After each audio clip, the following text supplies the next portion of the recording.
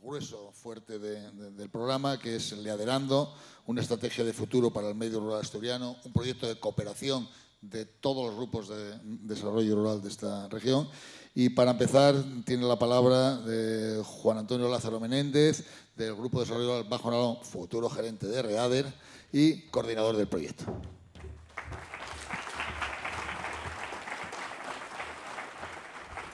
Bueno, buenos días a todos y a todas. Vamos a tratar de acelerar la presentación porque hay mucha gente que va a decir cosas más interesantes que las que yo vaya a decir. Yo simplemente lo que me voy a limitar es hacer una presentación de Liderando, ¿no? Liderando es un proyecto de... Se descolocó una flecha, pero bueno, decimos lo que pone. Es un proyecto de cooperación de los 11 grupos de desarrollo rural que obedece a un reto que nos planteó o que planteamos a la Administración, ¿no? Cuando hablamos del líder en el siguiente periodo, dijimos, ¿qué líder queremos? ¿Qué líder quiere la Administración? ¿Qué líder quieren los grupos? Y nos dijeron, venga, pues vamos a trabajar en una apuesta conjunta. Para ir ganando tiempo, mediante un proyecto de cooperación, lo que hicimos fue juntarnos los 11 grupos y decir, ¿qué líder queremos para el futuro? Pues muy bien. Ese líder que queremos para el futuro parte de algo que acaba de decir ahora David Villar, el director general, y que me complace mucho ver cómo muchas de las cosas que fuimos hablando pues se va plasmando ya de manera efectiva. La obsesión del Liderando es que toda propuesta, toda idea que tengamos termine en una línea reglada de subvención. Pise el terreno, ¿no?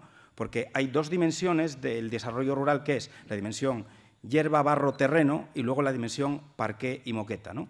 Pues lo que queremos hacer es unir esas dos cosas, el diseño de gabinete con la realidad objetiva y con una medida. Lo primero que tiene es plantear una estrategia multifondo o plurifondo, que no voy a entrar más en ella porque ya habló de ella el director anteriormente. Y por otra parte, también plantea un modelo de planificación estratégica que obedece a las directrices europeas. Hablamos de una planificación a escala regional, que es la división del plan estratégico de la PAC nacional debe tener una regionalización, partiendo de un concepto de región operativa, con una idea global de territorio y una administración homogénea, que debe llevarnos a una serie de estrategias comarcales, que es lo que estamos pretendiendo hacer con el líder. Y esas estrategias comarcales obedecen a un concepto de comarca que en otras comunidades autónomas, como Cataluña o como Aragón, ya se trabajó jurídicamente. Es ese concepto de comarca funcional.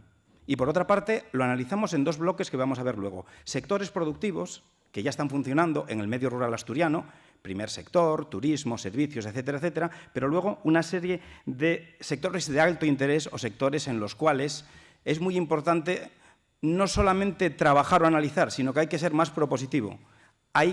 Es un concepto más etéreo, no un concepto tan claro como puede ser el primer sector o el turismo.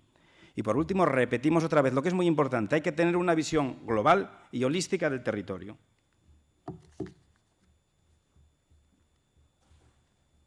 Ahí va. Los 11 grupos de desarrollo rural generaron 11 microestrategias, partiendo de una estrategia global de región, cosa importante y novedosa que tenemos a escala nacional. Es muy importante tener claro que esa visión que tenemos que tener de comarca debe de tener un paraguas como es el regional.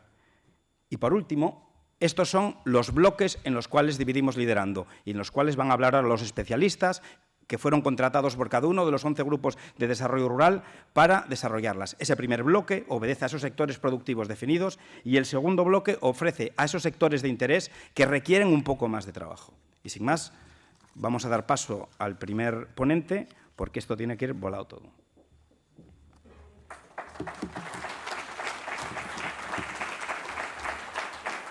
Gracias, Juan. Y tiene la palabra ahora Felipe Fernández García, del Departamento de Geografía de la Universidad de Oviedo, que nos va a hablar del análisis territorial del medio rural asturiano.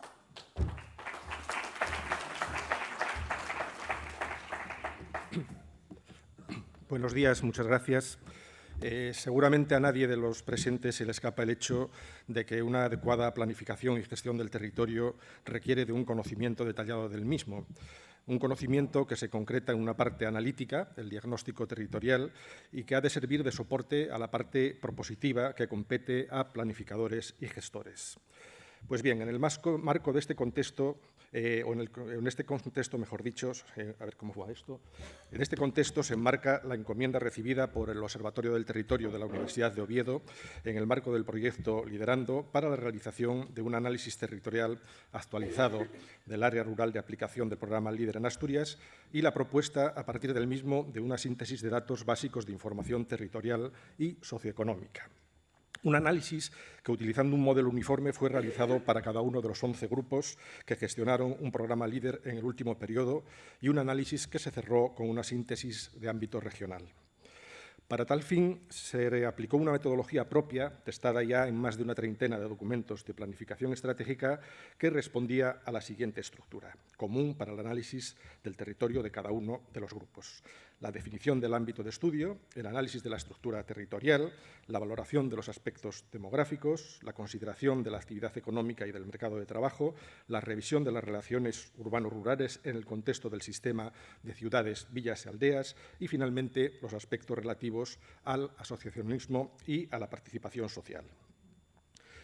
La tarea de identificación y de delimitación de cada grupo consistió en la revisión de los datos de superficie y de población correspondientes al año 2021, teniendo en cuenta que habíamos encontrado notables diferencias de criterio entre unos grupos y otros, siempre recurriendo a fuentes que cumplieran dos requisitos: que fueran fuentes oficiales y que fueran homogéneas para todos los grupos, básicamente el Instituto Geográfico Nacional y el Instituto Nacional de Estadística. Y se completó esta tarea con la descripción sintética de la localización, las infraestructuras, los municipios, las capitales municipales, etcétera. En esta delimitación oficial hay que tener en cuenta que se dan 3 casos particulares, pues mientras en 8 casos el límite del grupo coincide en su totalidad con los límites o la superficie de los municipios que lo componen, hay 3 casos en los que fue necesario hacer desagregaciones.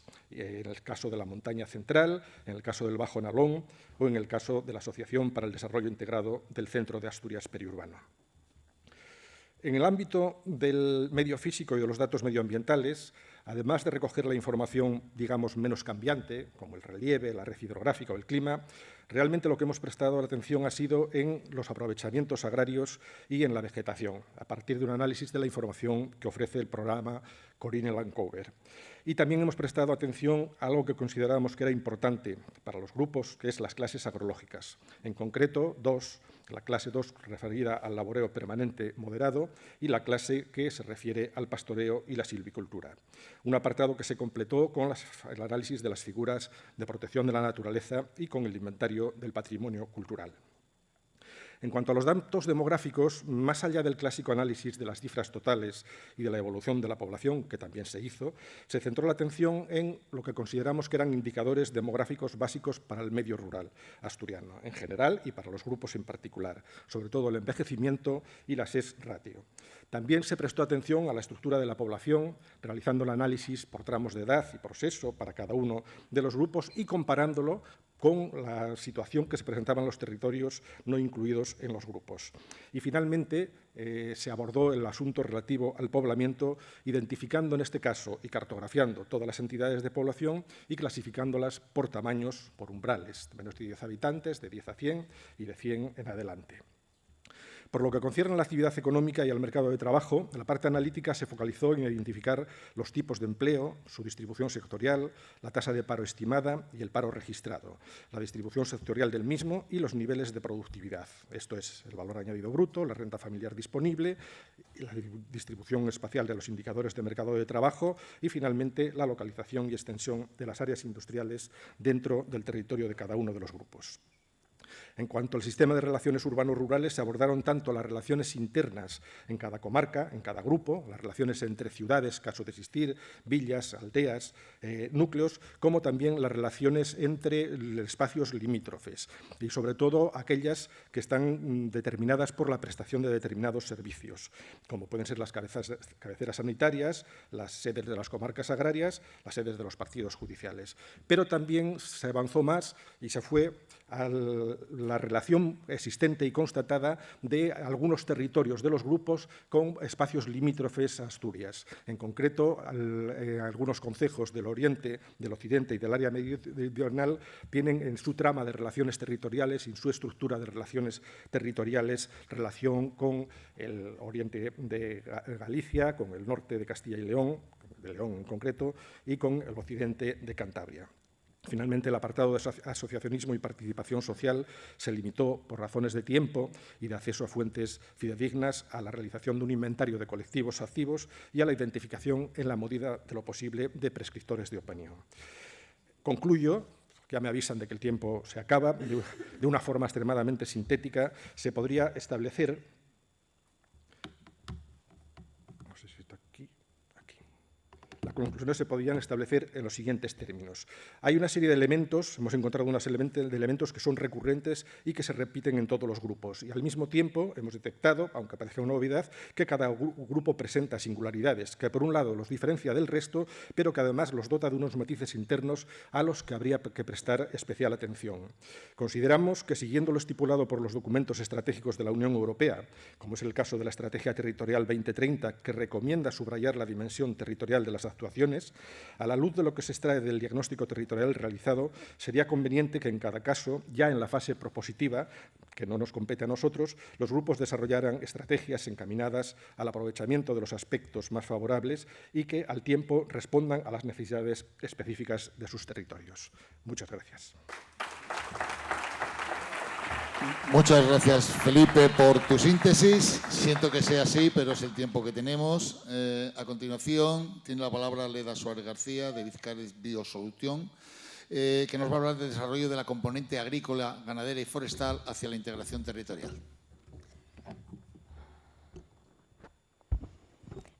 Buenos días, mi nombre es Leda Suárez, trabajo para Vizcares Biosolutions y hemos sido los encargados de redactar el documento estratégico del desarrollo de la componente, como bien habéis dicho, agrícola, ganadera y forestal hacia la integración territorial. Para el desarrollo de este documento hemos utilizado como fuentes los datos disponibles en la SADEI, la Asociación Asturiana de Estudios Económicos e Industriales, y nos hemos basado en el seguimiento de los datos a lo largo del tiempo de los censos agrarios y de la encuesta de las estructuras, de la estructura de las explotaciones agrarias.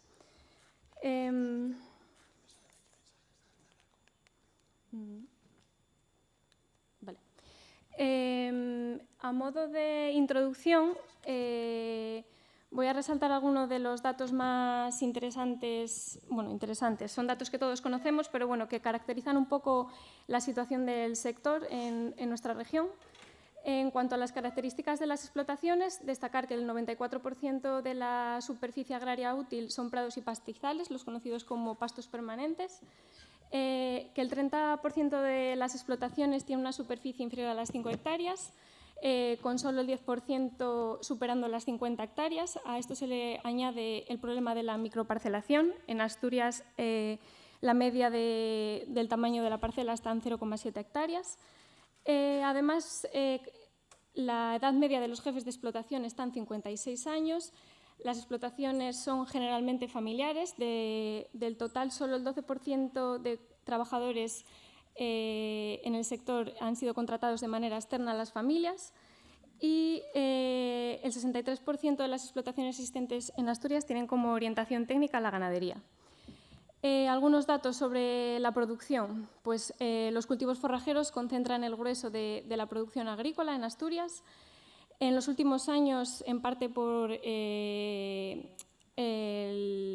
la reducción del cultivo para autoconsumo, ha disminuido un 35% la producción de hortalizas en Asturias, aunque sí que hay cultivos que están en auge, como es el cultivo de los frutales, tanto por la manzana DOP para sidra, los viñedos u otros cultivos que ya llevan varias décadas instaurados en la región, que son el kiwi, los frutos rojos y los arándanos.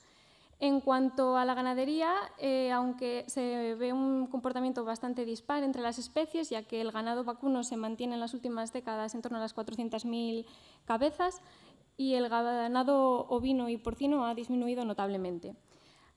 También pues, destacar la predominancia en Asturias de la ganadería de carne frente a la de leche. En cuanto al sector forestal, la producción de madera en los últimos años ha crecido más de un 60%, concentrando un 65% de las cortas en eucalipto, algo más de un 30% en las distintas especies de pino y pequeños porcentajes repartidos entre las distintas especies de frondosas. El sector primario ha ido perdiendo fuerza dentro de la economía de la región en favor de otros sectores, como el servicios, pero aún así tiene una importancia que va más allá de lo económico. Es vital para el mantenimiento de la población rural, la conservación de recursos naturales e incluso sobre el control del cambio climático. Frente a la crisis que arrastra este sector, una de las alternativas pasa por apostar por la calidad y la diferenciación en el mercado. Los productos con sellos de calidad o ecológicos ofrecen una de las mejores alternativas para incrementar la rentabilidad y viabilidad de los pequeños productores locales. A modo de conclusiones, hemos identificado una serie de necesidades en el sector. Muy rápidamente, por mencionar, igual que hemos mencionado antes, las explotaciones agrarias, las necesidades identificadas se basan en el tamaño de las explotaciones, cultivos con baja rentabilidad por hectárea, explotaciones familiares, mano de obra envejecida y a veces con baja formación técnica. Además de la necesidad flagrante de mejorar la posición del agricultor en la cadena de valor. En cuanto al sector forestal, es necesario actuar para promover bosques sanos, funcionales y productivos, evitar la pérdida de empresas en el sector, incrementar el aprovechamiento de los recursos forestales regionales, y esto en parte se conseguiría dotándonos de una industria transformadora que potencie el uso de estas materias primas y la posicione en el mercado global. Sobre la producción ecológica y los sellos de calidad, pues es necesario concienciar y formar más a los productores, optimizar la organización y vertebración del sector e impulsar nuevos canales de distribución y comercialización, desde plataformas online a más mercados de proximidad y locales. El medio rural está muy ligado al medio ambiente y al cambio climático, es por tanto que el sector primario tiene que compatibilizar las actividades agrarias con el mantenimiento de la biodiversidad y el medio ambiente. Es necesaria una mejor gestión del suelo, del agua y del aire. Esto en parte se conseguiría también con una reducción de la dependencia química, además de generalizar la implantación de energías renovables en el sector, ya que es un sector que depende mucho de los combustibles fósiles en las actividades productivas. Además, sería muy interesante utilizar el potencial forestal que tenemos en la región, realizando un aprovechamiento sostenible. Realizando un aprovechamiento sostenible de los servicios ecosistémicos y de mitigación del cambio climático. El medio rural, como medio en el que se desarrollan estas actividades, pues obviamente combatir el despoblamiento rural, atraer nuevas iniciativas y, sobre todo, mantener y mejorar los servicios en las zonas rurales para que un emprendedor no tenga que elegir, si puede elegir, no se vaya a la ciudad por la falta de servicios en el medio rural. Y ya, pues como solo me queda un minuto, y para finalizar, no son unas propuestas en sí, sino unas temáticas que hemos identificado como líneas de actuación a partir de las cuales articular los distintos instrumentos de intervención de este programa. Bueno, simplemente pues, clarificación de la propiedad y refuerzo de las concentraciones parcelarias, tanto públicas como privadas, implantación y mantenimiento de sistemas agroforestales, formación, asesoramiento y I+D, promover el papel de las cooperativas y las asociaciones como instrumento para incrementar la competitividad de los productores, incorporar nuevos productos agrícolas como medio para enriquecer y modernizar el medio agrario, medidas de adaptación al cambio climático con acciones de concienciación y financiación para la transición energética, incentivos para la población y nuevas actividades económicas en el medio rural e impulsar las marcas de calidad mediante formación para la implementación de sistemas de calidad y sistemas de seguridad alimentaria. Y bueno, esto es todo. Muchas gracias por su atención. Muchas gracias. Bueno, vamos ahora a don Juan Díaz García de Asincar, que nos va a hablar de la transformación y comercialización de la producción agraria.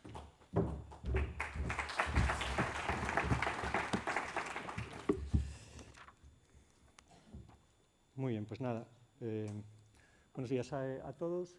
Bueno, a Asincar se le encargó el desarrollar el informe la transformación y comercialización en la producción agraria, o sea, básicamente nuestro análisis sobre la industria alimentaria. Gracias, Rebus. Deciros en este análisis que bueno, desde nuestro punto de vista, con la información consultada, estamos hablando de unas 650 empresas, ¿vale? centradas, como veis, en la transformación y elaboración de alimentos, sectores como cárnico, producción, quesos, derivados lácteos, platos preparados. Citaros que aproximadamente el 80% de estas empresas cuentan con menos de 10 empleados y que la mayoría de los desarrollos y de alimentos están basados en productos muy ligados a nuestra cultura, a nuestra gastronomía, a los valores coligados a nuestra región, lo que eminentemente se traduce en que hay un aspecto muy importante de comercialización local o en nuestra comunidad autónoma.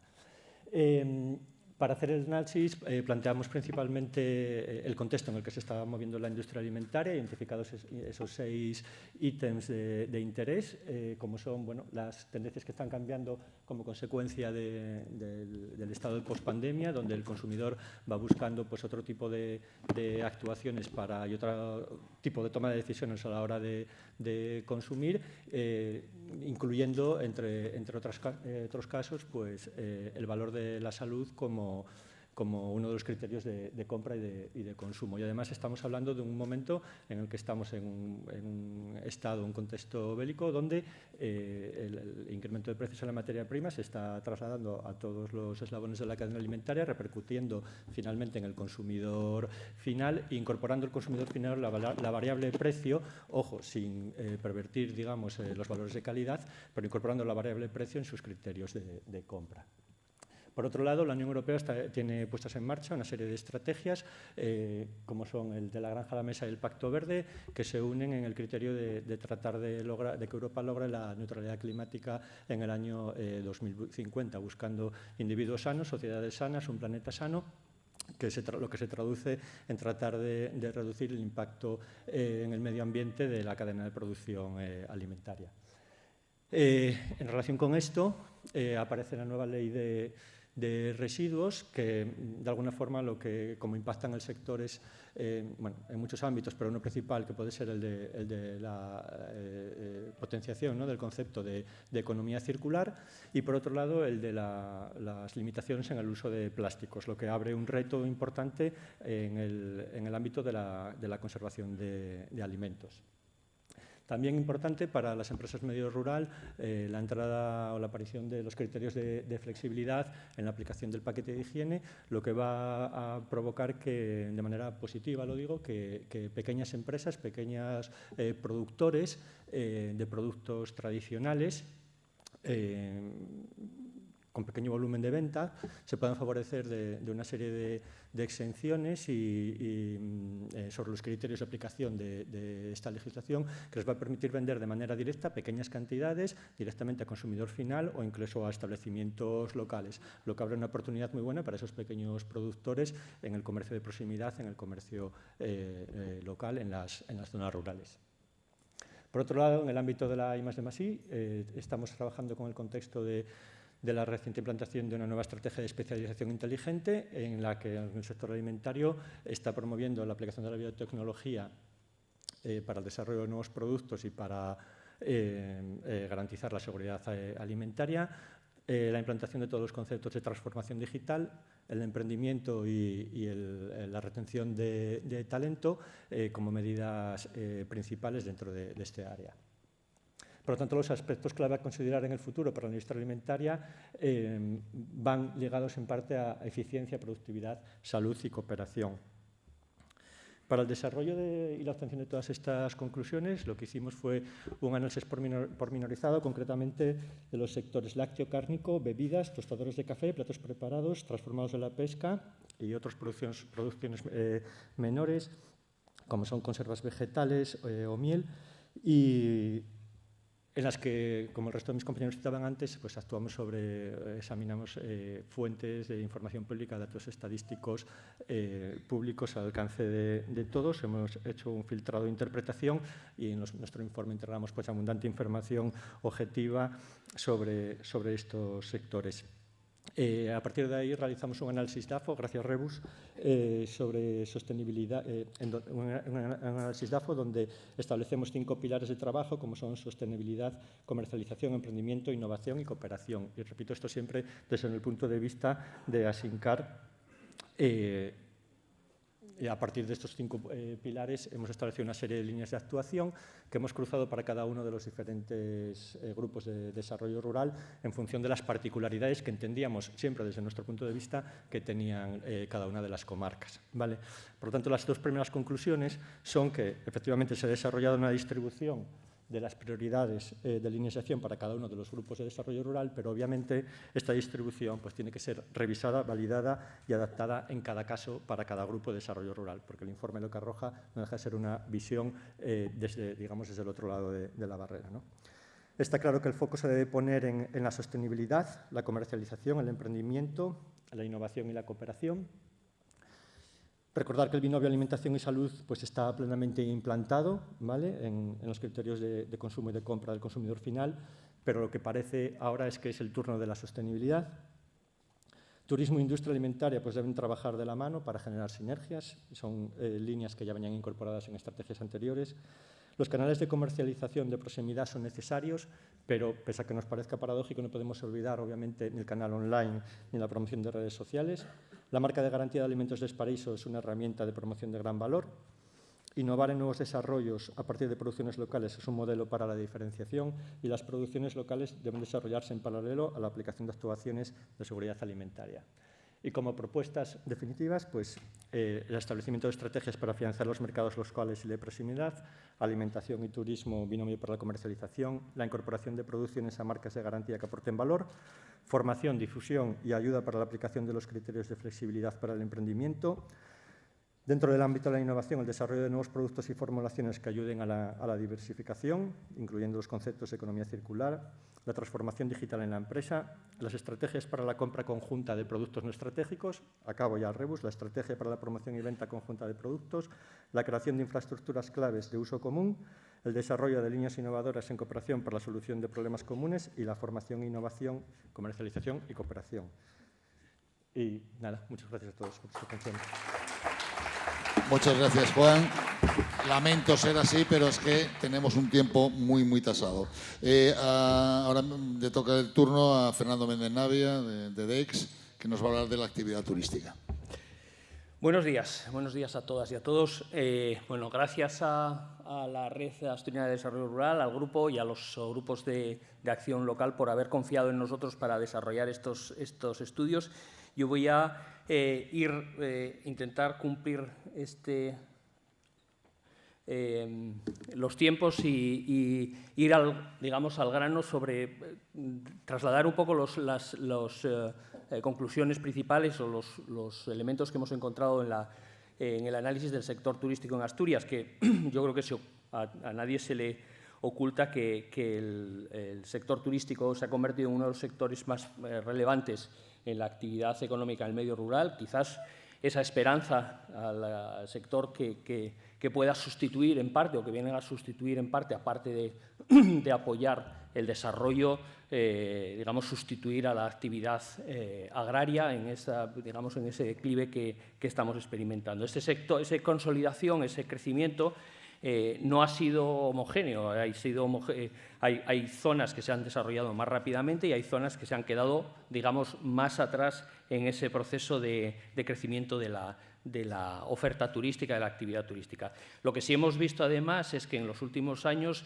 el sector, el turismo, y no digo turismo rural, porque en el ámbito rural hay otros muchos productos diferentes del turismo rural, sí que se ha beneficiado de la marcha, de los cambios en los mercados. El COVID ha tenido un impacto muy significativo.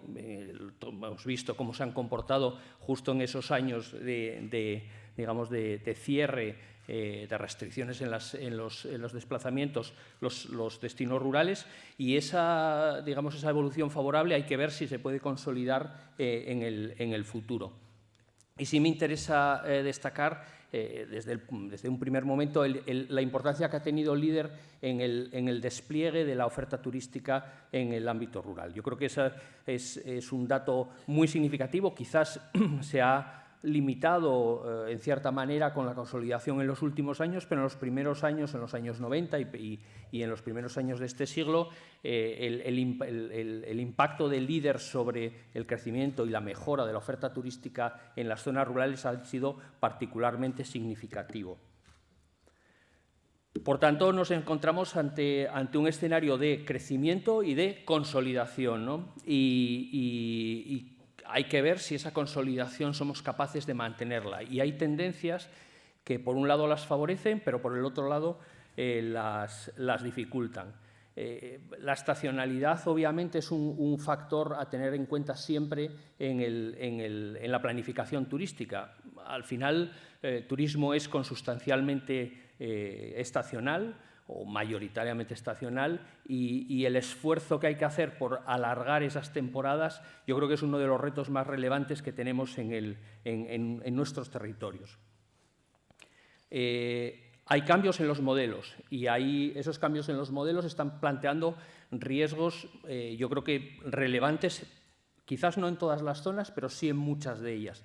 El crecimiento de la oferta extrahotelera y el autocaravanismo son dos ámbitos en los cuales habría que tener cuidado y trabajar de manera, digamos, seria, razonable, es decir, sensata, porque plantea importantes dificultades.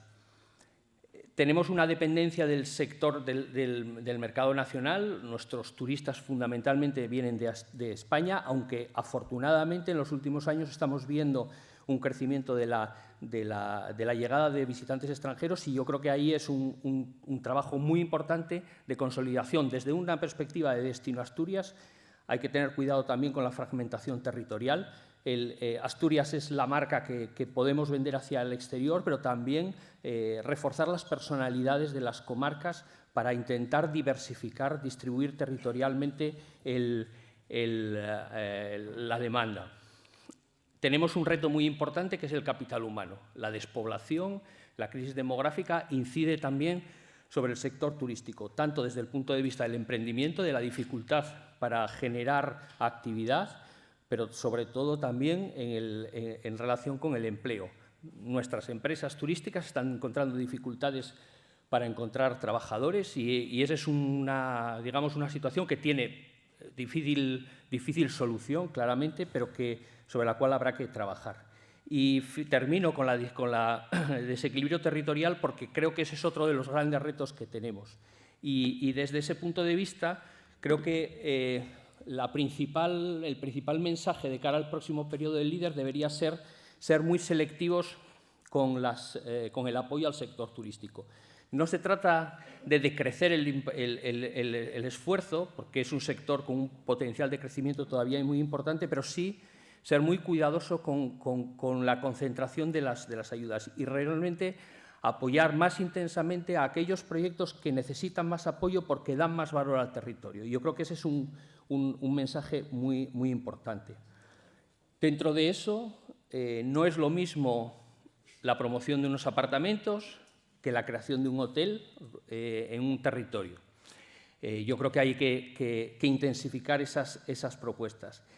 Quizás incluso excluyendo el alojamiento extrahotelero, sobre todo en aquellas zonas donde el crecimiento está poniendo en riesgo ya no solo otro tipo de oferta, sino incluso el acceso a la vivienda.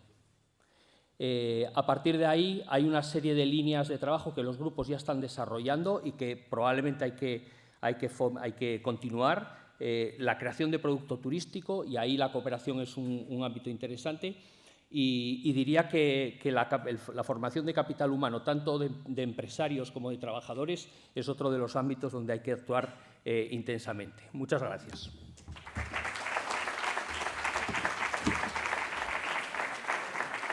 Muchas gracias, Fernando. Y tiene la palabra ahora Javier García Álvarez, de Sensum Finanzas SL, que habla de diversificación económica del medio rural asturiano. Muy buenos días. Mi trabajo consistió fundamentalmente en analizar algo que es realmente importante, que es si existe o no posibilidades para diversificar el medio rural de algo más allá de las actividades meramente agrícolas o incluso agroalimentarias, como comentaba Juan, ¿no? Lo que hicimos fue hacer un análisis de qué tipo de convocatorias, qué tipo de empresarios y de empresas vienen a los grupos, qué están solicitando, qué tipo de actividad tienen y qué posibilidades hay de atraer hacia el medio rural actividades que vayan mucho más allá del sector primario. ¿Por qué? Porque si nosotros analizamos Asturias, vemos que en tan solo 7 municipios que no están en el ámbito líder, se concentra el 70% del PIB, por así decirlo, ¿no? Y en cambio, donde tenemos una grandísima parte de todo nuestro territorio, más del 63%, tenemos una concentración muy importante de actividades, entre comillas, de menor valor añadido, con menores dificultades para atraer personas, con salarios medios muy inferiores y, por lo tanto, con una capacidad para intentar buscar mecanismos que permitan afianzar la llegada y la atracción de este tipo de actividades. La pregunta es, ¿existe ese potencial? ¿No existe? Lo que se observa, por un lado, es que hay grupos en los cuales tienen una altísima correlación en el sentido de que ya no hay barreras físicas prácticamente entre su localización y el área central, que es de alguna manera es como un agujero negro de atracción de actividad económica en Asturias.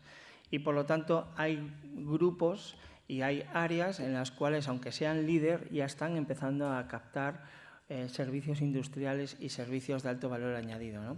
Pero, a medida que nos vamos alejando de esa área central de Asturias, tenemos problemas en cuanto a la especialización, problemas serios de despoblamiento, caída de la densidad de población, aumento de la edad de la población, y en realidad encontramos varias barreras, ¿no?, que se puedan dinamitar.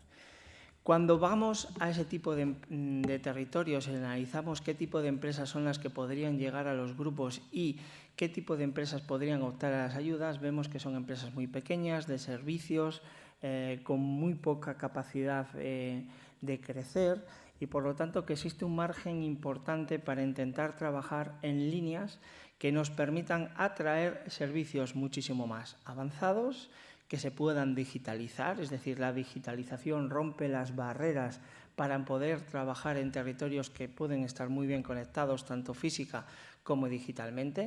Por lo tanto, lo que sí observamos es que hay espacio, hay territorio, hay capacidades para estar bien conectados, y lo que nosotros proponemos, y que realmente me parece muy interesante, porque gran parte de las medidas nuevas que decía el director antes, realmente son propuestas que también nosotros veíamos. Es decir, hay que intentar afianzar financiación blanda, es decir, no solamente subvenciones, hay que intentar hacer que todos los instrumentos disponibles a nivel de política industrial y a política de I+D, de política de emprendimiento, de política de desarrollo agroalimentario, de cooperaciones entre centros tecnológicos, también lleguen a todo el territorio. Es decir, esa imbricación entre todos, y no dejar que el medio rural o el líder sea como una especie de compartimento estanco, sino que haya una transversalidad clara entre las políticas. Consideramos que eso puede ser una forma muy atractiva de romper precisamente este tipo de financiación y de atraer empresas, ¿no? Por eso me ha gustado mucho la intervención de antes, porque creo que es la línea más interesante.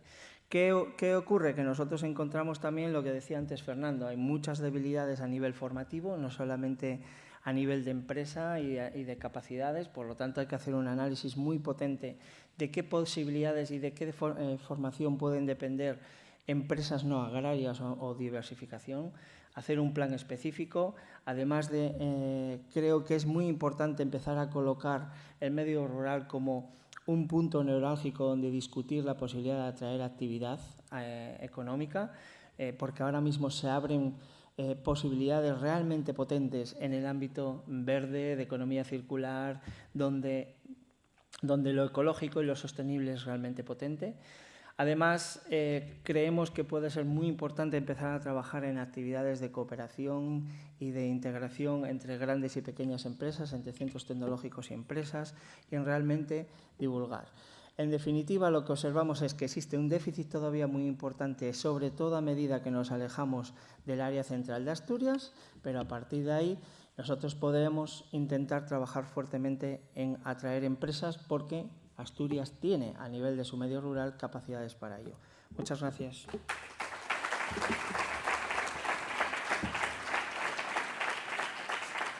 Muchísimas gracias, Javier. Y tiene ahora la palabra Irene Estevez Souto, de Sinergia Plus, que nos va a hablar de la pesca marítima, sostenibilidad y rendimiento. Buenos días. Bueno, en medio de tanto rural y tanto agrario, el nuevo método LEADER va a hacer uso también del Fondo Europeo Marítimo de Pesca y Acuicultura, uno de los fondos estructurales que hay, y que se aplica dentro de los 11 grupos que se ha hablado aquí. Hay 7 grupos que son los grupos de acción local pesquera. Estos 7 grupos están formados su ámbito territorial, 18 concejos y 17 puertos base. Cada puerto base está vinculado a... cada puerto base está vinculado a una cofradía de pescadores. Perdón, no estoy acostumbrada a esto. Como sabéis, de una profunda tradición histórica, y la pesca, que es una actividad económica vital para el mantenimiento de las poblaciones locales pesqueras, que crean empleo y ayudan a fijar población.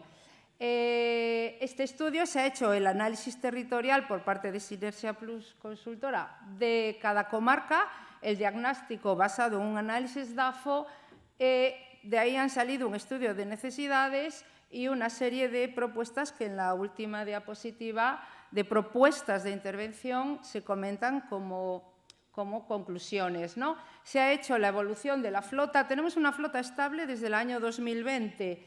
Ahora mismo está formada por 248 embarcaciones, buques pesqueros, el 95% de los cuales son menores de 24 metros. Eso es importante porque significa que el 95% de la flota puede recibir ayudas de este Fondo Europeo de Pesca, que lo limita en 24 metros. No obstante, el 76% es flota puramente artesanal, según la definición europea, que limita el carácter artesanal a menos de 12 metros. Sabemos que hay embarcaciones en Asturias mayores de 12 metros y menores de 24 que se consideran artesanales y que realmente hacen pesca artesanal. Entonces, el fondo da apoyo a todos ellos, pero en diferentes grados o porcentajes de financiación. Las capturas han descendido, no exactamente las capturas, sino las ventas de las embarcaciones en las cofradías, en las lonjas de cofradías de pescadores de las 7 comarcas, han descendido un 45% en los últimos años. No obstante, no ha sido ese descenso acompañado en la producción económica, porque, por ejemplo, se ha pasado de 8 millones de euros a 10 en 2021. El descenso en las capturas, el descenso no son capturas, me perdonáis, ventas en primera venta en lonja, ha estado acompañado de un fuerte incremento de precios. Y las especies principales en Asturias, pues ya lo sabéis, la caballa osarda, la anchoa, el bonito, la merluza, pero muy acompañado de especies propias gestionadas desde la autonomía, que no dependen de cuotas que imponga Bruselas o desde España, como son el pulpo, el percebe, el ocle, la anguila, la anémona, todas esas especies capturadas mediante planes de gestión establecidos en la autonomía, que estos últimos años han dado muy buen resultado. Continuando con la cadena de valor de la pesca del sector productor, pasamos a las actividades de transformación y comercialización, donde tenemos un gran entramado de comercio mayorista, minorista, cocederos, conserveras, y todos ellos trabajan hacia el mantenimiento de la calidad diferenciada. Todo esto se ha estudiado independientemente para cada una de las 7 comarcas, las especificidades en cuanto a datos, no solo productivos, sino también de empleo y de crecimiento económico en una comparativa con los últimos 7 años del anterior Fondo Europeo de Pesca, el FEMP. Y el avance con las marcas de calidad, pescado de rula con artesanos, todos bajo, se espera, bueno, sí, no se espera, son todos ellos bajo el paraguas de Alimentos del Paraíso Natural, marcas como la MSC del pulpo, o más locales como la merluza del Pincho de Cudillero, o lonjas como Ribadesella y Llanes, con sus marcas ya microlocales para favorecer la comercialización de sus productos. Las conclusiones. La flota pesquera, el problema principal es el relevo generacional. Ha habido un descenso de flota muy importante hasta el año 2017. A partir de ahí se acabaron los desguaces y tenemos una flota estable. Se necesita incentivar el relevo y continuar la senda que se ha iniciado de la evolución organizativa y tecnológica. En cuanto a las capturas, estamos sufriendo un sistema de cuotas pesqueras que no ha tenido en cuenta las especificidades de la pesca artesanal, que ha producido un descenso en las capturas, un descenso en la rentabilidad y ha afectado negativamente a la estabilidad económica de los productores. En cuanto a la comercialización, ahora mismo hay un camino abierto importantísimo hacia una cadena de valor alimentaria sostenible, que es rentable en todas sus etapas. La etapa medioambiental, sostenibilidad económica, que proporciona amplios beneficios a la sociedad, sostenibilidad social y con una repercusión muy positiva también en el entorno natural. Hablaba antes otro compañero de la granja a la mesa. La comercialización sigue el camino de la granja a la mesa, pero en ese camino la pesca ha sido la gran olvidada y debería de estar incluida la granja y la pesca en el camino hacia la mesa. Las empresas de transformación, fundamentalmente con mujeres de gran especialización, gran saber y que genera, la fase de la cadena de valor que genera mayor valor añadido al pescado. Entre los retos ambientales no solo está la sostenibilidad de los recursos pesqueros, sino contribuir a la mitigación del cambio climático, conservación del medio marino, de la biodiversidad, la gestión adecuada de la energía y de los residuos. Y como elementos transversales, la modernización, conservación del patrimonio y, sobre todo, ir hacia una economía azul que se desarrolle respetando los límites ecológicos, donde todos los actores del medio marino se respeten horizontalmente, respetando los pilares medioambiental, social y económico. Y os puedo decir que esto último lo he puesto pensando precisamente en la eólica marina.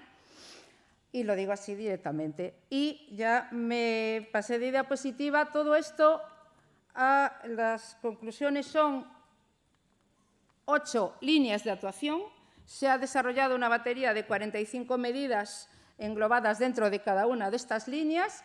Fortalecimiento de la cadena de valor, impulso al relevo generacional, eficiencia energética y cambio climático, diversificación, importantísimo, protección y restauración de los ecosistemas, valorización del patrimonio material e inmaterial, cultural, pesquero y marítimo, fortalecimiento de las estructuras de gobernanza y la necesaria cooperación interterritorial e internacional entre los grupos. Gracias. Muchas gracias, Irene. Y vamos a dar la palabra a Carlos Sánchez López, de Geonalón, Sociedad Cooperativa, que nos va a hablar de las necesidades de infraestructuras y servicios básicos en las zonas rurales de Asturias. Perdón. Hola, muy buenas tardes a todos. Muchas gracias por la oportunidad de poder explicar el desarrollo de este proyecto. Bien, voy a intentar ser muy breve. Para comenzar, sí que tengo que decir que la información disponible para elaborar estos análisis es ingente. El nivel de desagregación es brutal. Este análisis lo hemos hecho partiendo de nivel de entidad singular y bueno, hemos elaborado un total de 74 dashboards o paneles con una herramienta de Business Intelligence. Y no lo digo por presumir, lo digo porque no quedaba otra. Es una cantidad de información enorme y bueno, no solo para nosotros, para poder sintetizar la información, sino también para todos los grupos de desarrollo, para que puedan contar con ello y puedan analizar todos estos datos a distinta escala, porque entendemos que las realidades dentro del propio territorio de cada comarca son muy distintas. Por lo tanto, cada uno de esos grupos pues, va a poder analizar esa información a nivel, ya digo, bien de entidad singular, colectiva, de concejo o a nivel comarcal y compararlo con los totales o los valores regionales, ¿vale? La temática pues, es muy variada. voy a intentar resumirlo lo máximo posible. Hemos utilizado, como decía, muchísimas fuentes, desde a nivel de ministerio, nivel del Principado, la encuesta de infraestructuras y datos locales, que ya anticipo que sí que el nivel de detalle, si hablamos de escala, es increíble, pero quizá el nivel de actualización es mejorable. Después también contamos con datos masivos de la CTA, del Consorcio de Transportes, que los hemos condensado lo máximo posible. Hemos tomado como referencia la parada, por decirlo de alguna manera, que más frecuencias y más viajeros tiene, para poder hacer un análisis lo más sintético posible. Y después, bueno, datos del IDEPA para analizar el techo industrial y las facilidades para asentamiento de la actividad empresarial. Datos del SESPA, datos del Ministerio de Sanidad con los registros de diferentes equipamientos y servicios sanitarios. No solo son importantes los hospitales, también hay que tener en cuenta farmacias, hay que tener en cuenta ópticas, hay que tener en cuenta una serie de facilidades que son imprescindibles para el desarrollo de la actividad cotidiana. Vale. Como conclusiones, o como principales aspectos a destacar de este análisis, sí que encontramos que la banda ancha ha progresado y, atendiendo a los datos que hay del PEVA, va a avanzar muchísimo.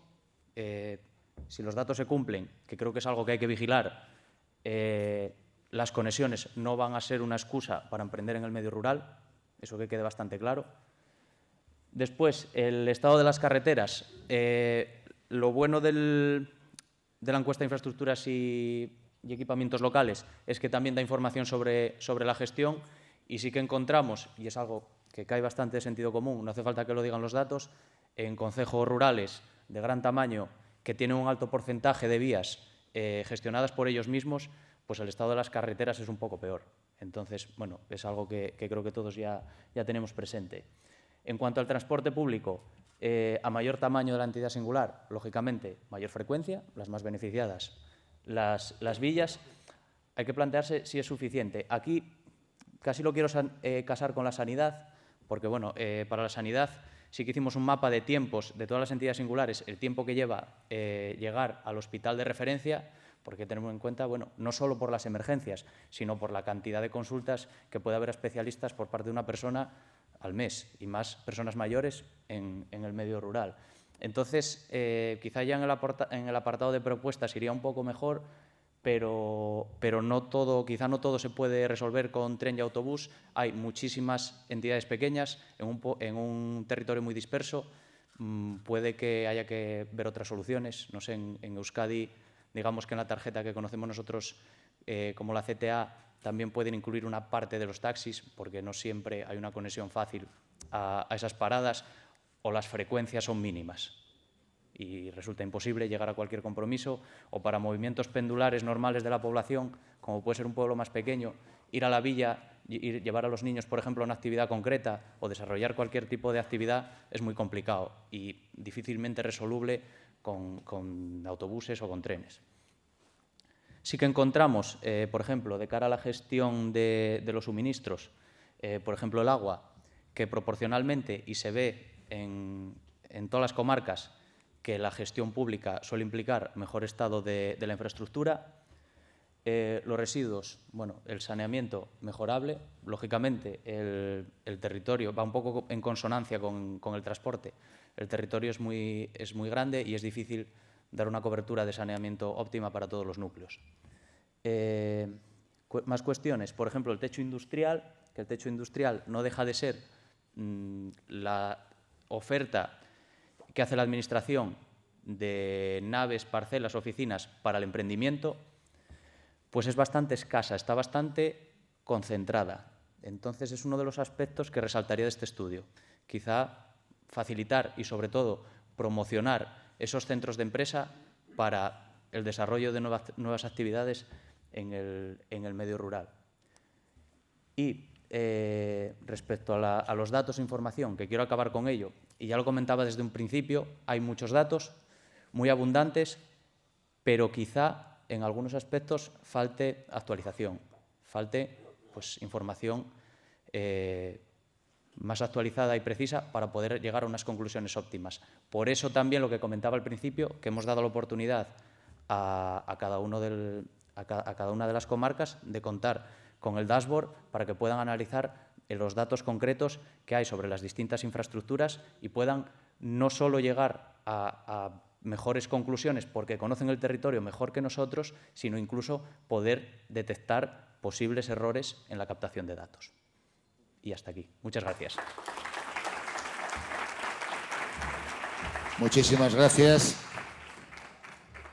Y ahora tiene la palabra Ana Rosa Fernández, que es la gerente del CEDER Oscoseo, que nos va a hablar de la gestión de tierras y relevo generacional. Buenos días a todos y a todas. Bueno, el trabajo de gestión de tierras y relevo generacional lo hizo la empresa Tema 3 SL, concretamente Emilio Rico y Ferran Ferrer Marco, los dos biólogos. Tengo que disculpar su ausencia porque no pudo venir ninguno de ellos, entonces elaboraron esta ponencia, este PowerPoint que me pasaron a mí. Entonces voy con la introducción.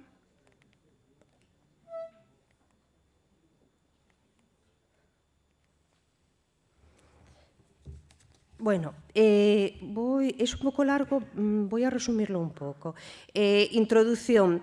Hay que decir que son muy escasos los estudios y análisis existentes sobre la realidad de la estructura de la tierra en España. Ningún estudio general aborda la cuestión de la estructura de la tierra y su distribución. En la elaboración de este documento se han tenido en cuenta las especificidades de cada una de las 11 comarcas líder y, en la medida de lo posible, los siguientes contenidos que paso a enumerar. Estructura general de la utilización de las tierras agrarias en el Principado de Asturias. Dimensión y orientación productiva de las explotaciones. Usos de la tierra, usos en expansión y en retroceso. Jerarquías de uso según su productividad. Adecuación del uso a las condiciones agronómicas, superficies infrautilizadas y sobreexplotadas y restricciones ambientales al uso de la tierra. Las particularidades de Asturias son las siguientes. La estructura de la propiedad es pequeña y está muy fragmentada. Algo más del 90% de las explotaciones tienen un tamaño entre 1 y 20 hectáreas. No ha habido grandes cambios en este medio siglo. La titularidad de la explotación puede ser atribuida a una esposa, hija o nuera del anterior titular de la explotación. Las explotaciones agrícolas y ganaderas parece que sean equivalentes y que no haya un uso distinto mejor que producir forraje para el ganado.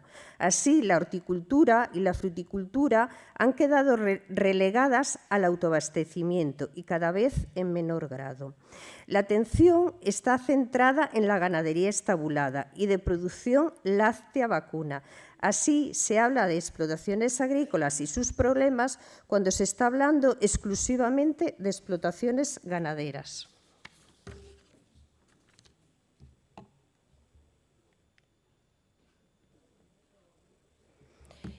Pasamos a las conclusiones. Se necesitan mapas agroclimáticos regionales y mapas de calidad agronómica de los suelos, con detalle de las parcelas. Estos mapas han de ser de uso obligado y condicionante de los instrumentos urbanísticos para revalorizar los suelos de interés agronómico y forestal, tan escasos aquí como infravalorados. Es necesaria una ley de protección de los suelos de alto valor agrológico o de la superficie agraria útil. Esta protección debe ser pieza clave, ineludible, en la ordenación territorial. Las recomendaciones específicas para cada grupo de desarrollo se escapan a este estudio. Tendría que ser un análisis como más exhaustivo dentro de cada grupo. En Asturias, el porcentaje de tierras labradas es apenas un 6%. El resto son tierras para pastos. Se calcula que hay más de 1 millón de fincas rústicas y más de 200.000 titulares. El SICPAC no refleja la propiedad, sino los usos y usuarios de las parcelas. Falta precisión y fiabilidad de los datos sobre titularidad de las tierras. Hay un fuerte proceso de concentración de las explotaciones ganaderas. Es notable la reticencia a firmar contratos de arrendamiento. Las restricciones ambientales al uso de la tierra son muy distintas y diversas en toda Asturias. Respecto a la gestión de los espacios protegidos, el declive del pastoreo en los picos de Europa, Somiedo y otros, se debe también a una administración incapaz de ver el papel ecológico de la explotación de pastos de altura con ganadería extensiva. El problema mayor está en el conjunto de fincas sobrantes, de herederos desconocidos, expropiados por cualquier causa, que forman, en el mejor de los casos, un universo disperso en términos topográficos y difícil de reunir o sumar para plantear siquiera su permuta por otro equivalente en términos agronómicos.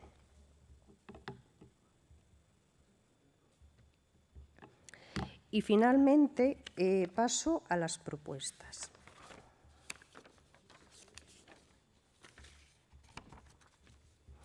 Bueno, las propuestas están agrupadas en 6 y sería una de ellas impulsar las siguientes líneas de trabajo: ganadería extensiva, conservación de la biodiversidad, miel, caza, setas, agricultura ecológica y ganadería ecológica, especialmente ligadas a razas y variedades autóctonas como el xatu casín, pitu de Calella, pollo de Pitapinta, manzanas de mesa con variedades de aquí, de Asturias.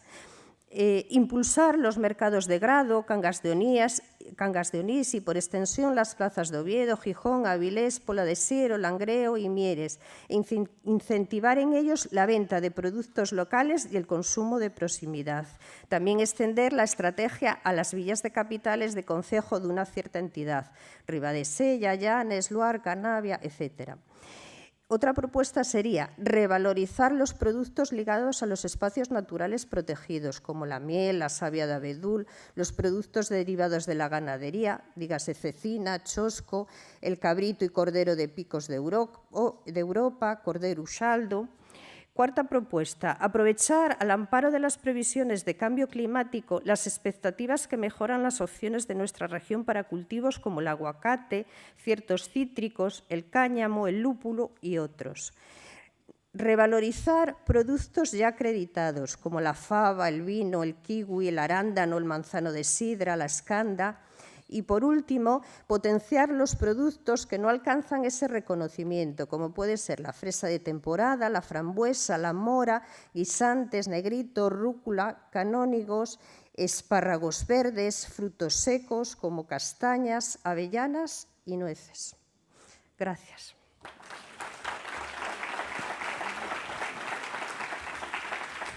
Muchas gracias, Ana Rosa. Y ahora tiene la palabra Germán Romano, del Grupo de Desarrollo Rural Oriente de Asturias, que nos va a hablar del análisis del emprendimiento rural asturiano y de la eficacia de las medidas de apoyo implantadas. Bueno, buenos días a todos. Como dice Rebus, soy Germán Romano y soy el gerente del Grupo de Acción Local del Oriente de Asturias, y efectivamente yo no debería estar esta mañana aquí en esta atril, pero lamentablemente y por causas ajenas a su voluntad, el representante de la consultoría que realizó el trabajo pues no puede asistir, así que, bueno, improvisaré, que lo sé. Bueno, nosotros trabajamos efectivamente, como está aquí puesta en esta lámina, en el análisis del emprendimiento en el medio rural, lo que comúnmente y coloquialmente nosotros conocemos como tique rural. Y ciertamente, pues queremos agradecer el apoyo que se ha dado en este periodo que estamos cerrando a los emprendedores del medio rural a través de esta línea de financiación conocida como tique rural. Para llevar a cabo este estudio, nosotros contratamos a la consultoría FIDA Consultores, encabezado por Quique Riesgo. Vamos aquí. Ok. Bueno, pues efectivamente uno de los objetivos era elaborar un documento donde quedara plasmado cómo había sido la importancia y pudiéramos elaborar un DAFO donde viéramos las debilidades, amenazas, fortalezas y oportunidades que ha repercutido esta inversión en los nuevos emprendedores. Como sabemos, efectivamente, en el Principado de Asturias, de los 78 concejos que tenemos repartidos en nuestro Principado, el 62% de ellos están considerados como medio rural. De ahí la importancia de apoyar a estos emprendedores. Ciertamente en Asturias la parte del emprendimiento no tenía hasta ahora o no tiene esa importancia tan grande. Puede ser por falta de ayuda, por falta de capacidad o por miedo de las personas. Pero nosotros al hacer esos análisis pudimos observar, haciendo de las distintas entrevistas, el agradecimiento de las personas y cómo fue moviéndose ese boca a boca al tener ayudas y cómo la gente empezó a ir a los distintos grupos de acción local para tratar de poner en marcha ciertas acciones de emprendimiento. Nosotros hicimos entrevistas a los que le habíamos dado ayuda, hicimos entrevistas con representantes políticos, hicimos entrevistas con cámaras de comercio, un poco para ver todo el sector que ayuden al emprendimiento a estas personas. Entre los resultados que nosotros obtuvimos fue un DAFO general. ¿Qué pudimos observar en ese DAFO?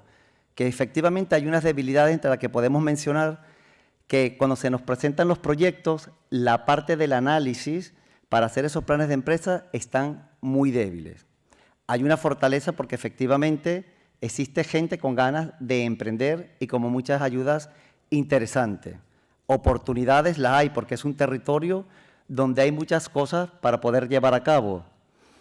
Y una de las debilidades pues, que tenía la del emprendimiento era el miedo que tenían a no tener una pequeña ayuda para llevar a cabo ese emprendimiento. Aquí mostramos, sí es importante resaltar, entre todo esto del ticket rural, que un gran porcentaje de ayuda del ticket rural fue para la parte de las mujeres, lo que nos llevaba a otra conclusión importante, que podíamos nosotros a través de esto ayudar a lo que es el asentamiento de la población. Porque con otros trabajos, ya lo vimos, lo que se tiene que crear también son sinergias a través del turismo, a todos estos que hemos ido analizando a lo largo de la mañana. Todos los emprendedores, tanto los que llevaron ayuda como aquellos que no recibieron ayuda por falta de crédito disponible, pues valoraron muy positivamente este tipo de incentivos para poder ayudar al emprendimiento. Perdón. Las propuestas de mejora. Bueno, existen varias propuestas de mejora. Entre una de ellas importante, lo que se decía era que se tenía que sacar una convocatoria específica para esta línea, para este ticket rural, y que no compitiera con otros proyectos productivos, que es como lo estamos haciendo ahora. También se hablaba como propuesta de mejora, y que lo decíamos, es que estuviera una convocatoria abierta a lo largo de todo el año, que se ayudara también un poco más a la hora de realizar todos los planes de empresa y viabilidad. Y otra también es un poco la simplificación de la documentación que se aportaba. Además, como en ciertos territorios, no en todos, como hay algunos territorios específicos donde la demanda de turismo es muy importante, poder permitir en ciertos momentos que sea compatible 2 o 3 meses que se pueda tener esa ayuda del ticket rural con un trabajo a cuenta ajena. Sí es verdad que como conclusión podemos decir, y efectivamente ya lo dijo hoy el director, que hay una apuesta firme del Principado, y así lo dijo nuestro presidente, por seguir apostando por el ticket rural, y nosotros de los grupos de acción local lo agradecemos porque creo que es una piedra importante para seguir desarrollando el emprendimiento asturiano. Gracias.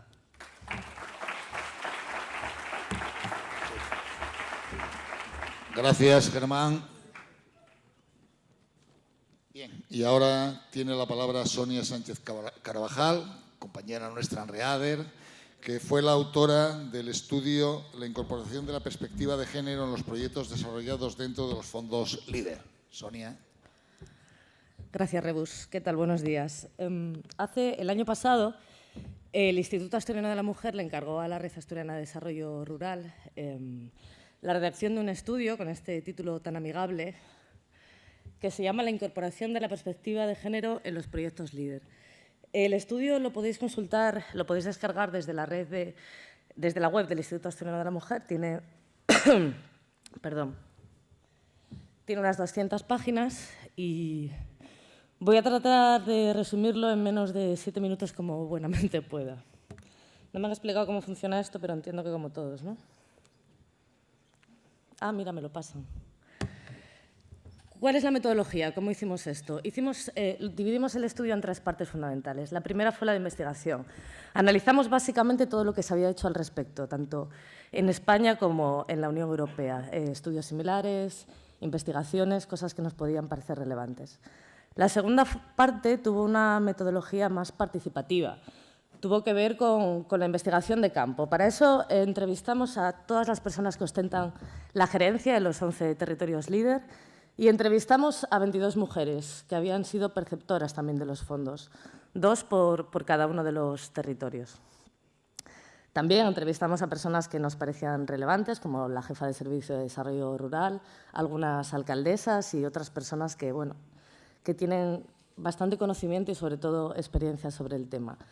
Las conclusiones, al menos de esta parte, de lo que dicen las mujeres y lo que dicen las personas que ostentan la gerencia, si tenéis interés y tiempo, recomiendo leerlas en profundidad porque creo que son interesantes y aportan mucho al trabajo que hacéis. Los evaluadores, claro, esta era la metodología, necesitábamos unos evaluadores para determinar si había perspectiva de género o no. Y determinamos unos cuantos. El primero fue el grado de aparición de la perspectiva de género en las estrategias. ¿Había o no perspectiva de género a la hora de desarrollar las estrategias? ¿Se mencionaba ni siquiera? ¿No se mencionaba? ¿Había cuestiones prácticas? El segundo era el tipo de comunicación que se empleaba. Hay comunicación inclusiva, se tienen en cuenta criterios de género a la hora de escoger las imágenes, cómo nos comunicamos en la red y en los diferentes grupos. El tercer criterio era si había o no datos desagregados por sexo, porque si no desagregamos los datos por sexo es difícil darse cuenta de si hay diferencias estructurales específicas. El siguiente criterio fue analizar la composición de las asambleas y juntas directivas. ¿Hay paridad en las asambleas y juntas directivas? ¿Las personas que toman las decisiones son en su mayoría hombres, en su mayoría mujeres o hay cierta paridad? El siguiente fue los criterios de valoración. Analizamos si había o no una puntuación específica o una puntuación que tuviera en cuenta los proyectos presentados por mujeres. Es decir, si en los criterios de valoración se tenía en cuenta el sexo de la persona solicitante. Y lo último que analizamos fue el grado en general de participación de las mujeres a la hora de participar en los fondos líder, es decir, si presentan o no el mismo número de solicitudes y si reciben o no el mismo número de financiación. El objetivo es el objetivo que se tiene siempre que se analiza algo desde el punto de vista feminista y de la perspectiva de género, que es cambiar la mirada con la que afrontamos los retos que tienen que ver, en este caso, con el desarrollo rural.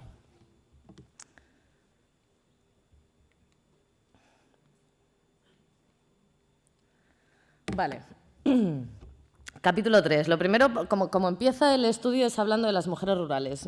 No me puedo parar en esto, pero hay algunas cosas que sí que me llamaron la atención. Hicimos una encuesta participativa, como os digo, y hicimos una serie de entrevistas. La verdad es que participaron muchas mujeres y algunas cosas no nos sorprendieron nada y otras quizás sí. La primera y el gran titular es que la conciliación o el ámbito de los cuidados determina completamente la vida de las mujeres y determina también la vida de las mujeres a la hora de emprender. Cuando se crea una empresa no se crea por una única razón y por supuesto que hay una parte que tiene que ver con el desarrollo personal y con querer el éxito, pero hay una diferencia abrumadora entre la principal motivación cuando un hombre emprende o cuando una mujer emprende.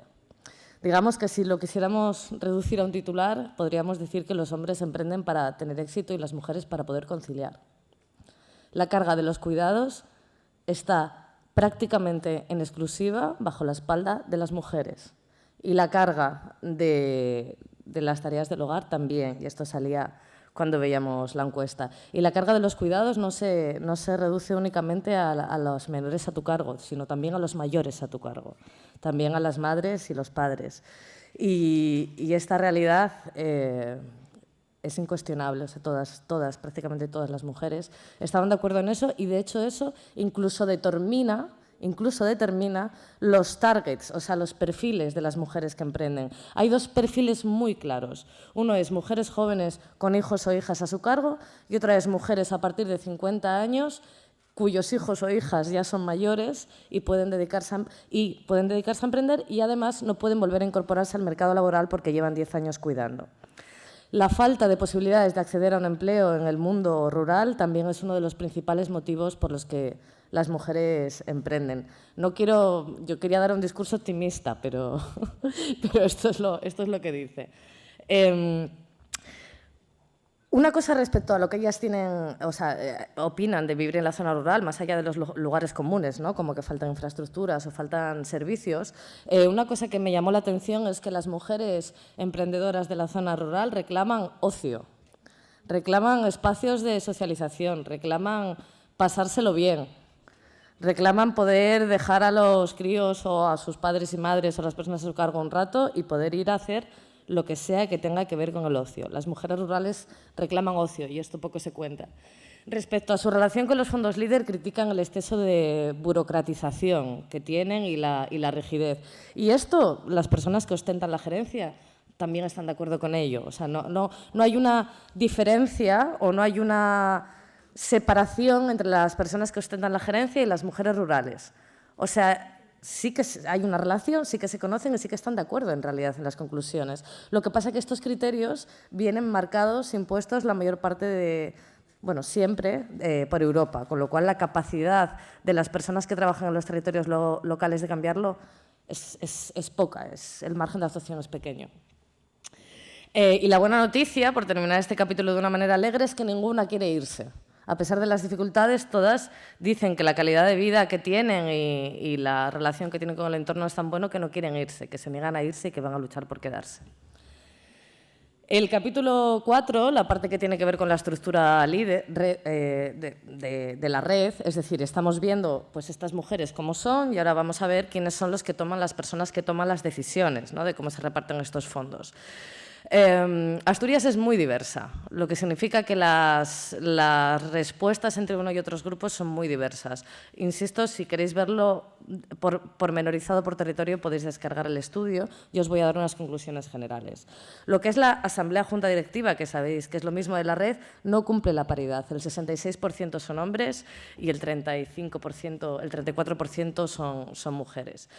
Esto se explica, por cierto, porque, como muchas de las personas que están aquí sabéis, las personas que van como el territorio, por su territorio, a representar su territorio en la Asamblea Junta Directiva de la red, son los alcaldes o alcaldesas. Y tiene cierta lógica que sea así. Claro, ¿cuál es el problema? Que en Asturias no hay igualdad en el ámbito político, lo que significa que un 27% de las alcaldesas, solo hay un 27% de alcaldesas frente al resto del porcentaje de alcaldes. Si además nos fijamos en la zona rural y quitamos Oviedo, Gijón y Avilés, el porcentaje se reduce al 24%. Con lo que en realidad la red lo que está reflejando es una desigualdad que existe en el ámbito político en toda Asturias. Respecto a las asambleas juntas directivas de cada uno de los territorios, insisto, es muy diverso, pero lo cierto es que en el 99% de los casos hay más hombres que mujeres en la asamblea. Y en un alto porcentaje también, 5 de los 11 GAL tienen paridad en la junta directiva. Que haya más paridad en la junta directiva de lo que hay en las asambleas implica una voluntad de corregir esto. O sea, sí que implica que a la hora de trasladar, ¿no?, de seleccionar quiénes son las personas que llegan a la Junta, se tienen en cuenta criterios de género.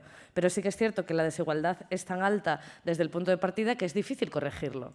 Una cosa, la desigualdad, sabéis que en las asambleas juntas directivas hay 3 ámbitos, el político, el sindical o de asociaciones de empresarios, empresarias, lo que sea, y el de las asociaciones, digamos, del ámbito social.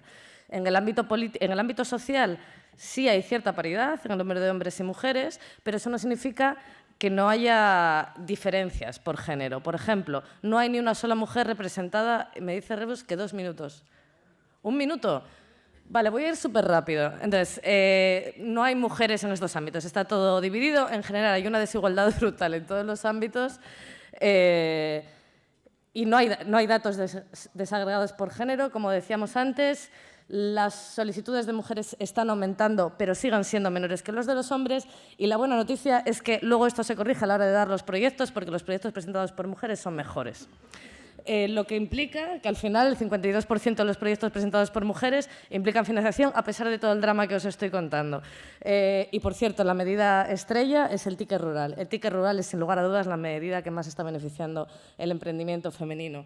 ¿Qué podemos hacer o cuáles son las recomendaciones, conclusiones?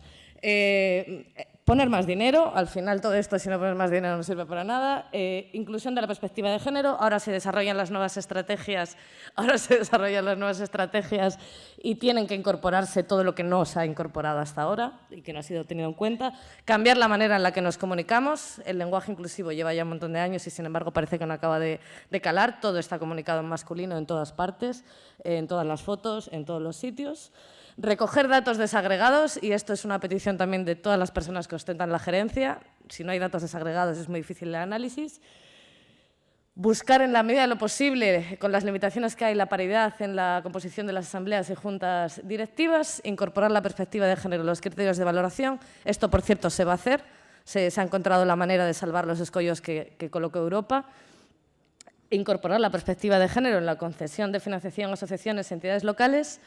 Aumentar la visibilización y participación, que no haya actos donde hay 12 hombres y ninguna mujer, que eso no ayuda tampoco mucho.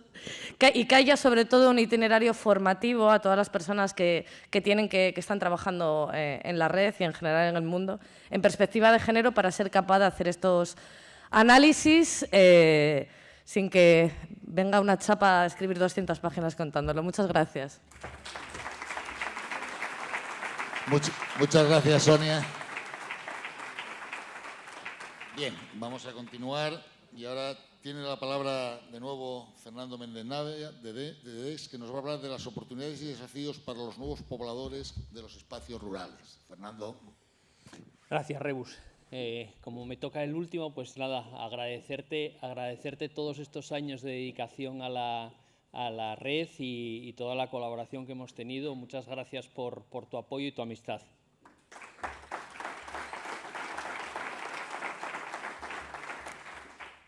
Bueno, la verdad es que es una tarea complicada esta última. Es decir, la idea de este documento, de este estudio sobre nuevos pobladores era, pues eso, echarle un vistazo a la evolución demográfica en las zonas rurales, ver si hay algunas tendencias que estén ayudando a compensar lo que todos conocemos del declive demográfico que sufren muchas zonas de nuestro territorio.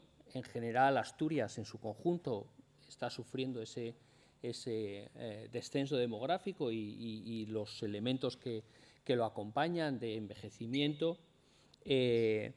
Analizar si hay estrategias, si se pueden encontrar mecanismos que puedan ayudar a mitigar, a ralentizar, eventualmente a revertir estos procesos, de qué manera se están afrontando en otros lugares, en otros países, con iniciativas, y también analizar un poco cuál es el perfil de esos nuevos pobladores que llegan a nuestras zonas rurales y, en su caso, de qué manera podríamos ayudarles a través de las iniciativas del líder. Yo creo que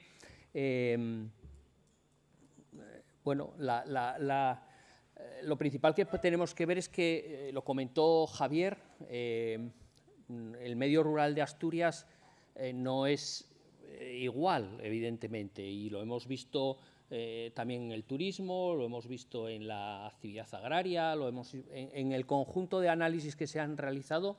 La heterogeneidad pues es muy importante, y esto se traduce y se traslada de una manera, bueno, casi diría que automática, en fin, o tiene su exponente más claro en la población, claro, en el empleo y en las oportunidades para las personas que viven en los territorios rurales.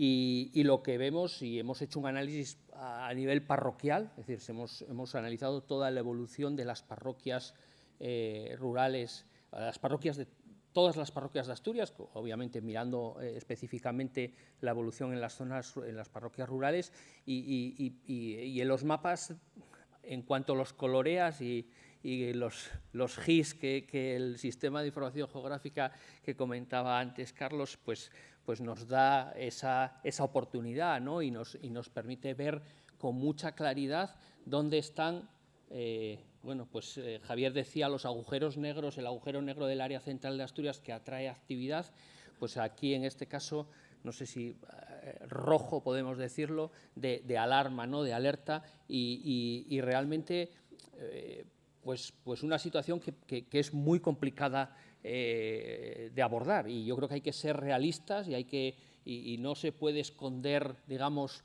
la cabeza debajo del ala, sino hay que afrontar esa realidad de que en muchos sitios la capacidad de autorregeneración, de recuperar población digamos, con el crecimiento vegetativo, obviamente es casi inviable. Efectivamente, esto es un proceso que ha comenzado hace ya 100 años probablemente, en gran medida, que se aceleró en los años 60 y que ha sufrido una nueva aceleración. Afortunadamente, en muchas zonas, aparentemente hay algunas, digamos, esperanzas porque en algunos lugares se ha conseguido, mediante la diversificación económica, mediante el crecimiento del turismo, mediante el refuerzo de la actividad agraria en muchos sitios, se ha conseguido que las curvas al menos no sean tan pendientes como venían siendo. Y yo creo que el líder tiene mucho que ver en esos éxitos, digamos, aunque sean parciales, pero éxitos al fin y al cabo. Pero ya digo, los datos, salvo en los años precrisis financiera, es decir, en los primeros años de este siglo, los datos demográficos, los datos de saldo migratorio han sido negativos, muy negativos, y incluso en esas épocas, en las zonas más, digamos, más remotas, más periféricas, apenas eran capaces de compensar la salida de visitantes. Por tanto, cuando hablamos de nuevos pobladores, y ya no lo digo solo por lo que pase en Asturias, sino que es un fenómeno generalizado en zonas rurales en toda España y en muchas zonas de la Unión Europea, bueno, pues la llegada de nuevos pobladores no es suficiente en términos de números para compensar la pérdida de población que se deriva de los saldos vegetativos, ¿verdad? Entonces, bueno, es una realidad, y yo creo que no por eso tenemos que dejar de intentarlo, pero tenemos que ser realistas de que los números no suman, digamos, no son suficientes. Y a partir de ahí lo que hemos intentado explorar son esas estrategias y esas posibilidades de poner en marcha algún tipo de iniciativa que pueda buscar mirar hacia el exterior, porque lo cierto es que tenemos una presión demográfica en África, en América Latina, en territorios donde hay mucha gente que quiere salir. La realidad es que nuestro marco jurídico de extranjería lo pone muy difícil. Entonces, nosotros hemos puesto, digamos, en el documento una propuesta de intervención que pueda ayudar a explorar posibles alternativas, pero la realidad es complicada, ¿no? Al final, nuevos pobladores, sí, nuevos pobladores, pero sobre todo mantenimiento de población. Es decir, por un lado, intentar que a estas cosas que hemos ido comentando a lo largo de los diferentes estudios que mis compañeros han ido contando en relación con la actividad agraria, Leda ha explicado un poco todas las diferentes alternativas, Ana Rosa trasladando las ideas de Emilio Rico, Javier en la diversificación, Juan en la parte de industria agroalimentaria. Todo eso es un compendio de estrategias de desarrollo local participativo, de desarrollo local, que son las que realmente pueden impulsar el mantenimiento de la población y probablemente también el crecimiento del emprendimiento, la atracción de nuevos pobladores. Creo que esa estrategia de, digamos, mantenimiento, de crecimiento, tiene probablemente más posibilidades de éxito que pretender artificialmente forzar inmigración, digamos, forzada.